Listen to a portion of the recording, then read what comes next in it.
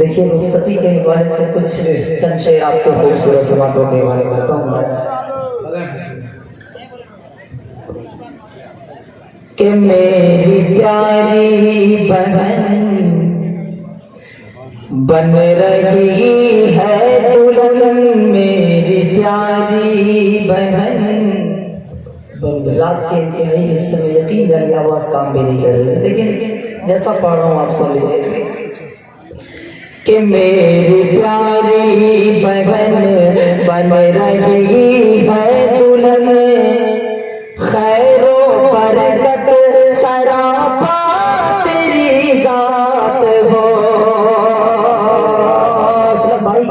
मुलाजा करें कि मेरी प्यारी बहन बन रही है दुल्हन, खैरो बरकत सरापा तेरी जात हो। कि मेरी प्यारी बहन बन रही है दुल्हन, खैरो बरकत सरापा तेरी जात हो। घर का हर आदमी तेरा है दुआ, घर का हर आदमी तेरा है दुआ।